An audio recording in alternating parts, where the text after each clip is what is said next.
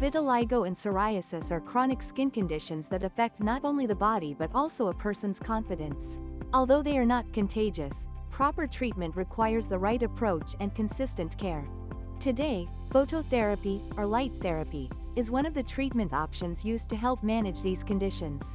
Phototherapy uses UV light as a specific wavelength such as narrowband UVB to help balance the skin's immune system.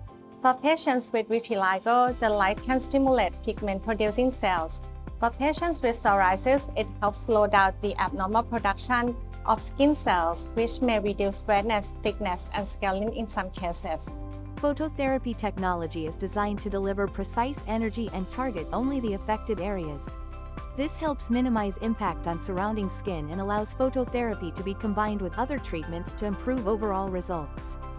In vitiligo, light therapy helps activate pigment cells, while in psoriasis, it helps control excessive skin cell growth, reducing redness, thickening, and flaking in some patients.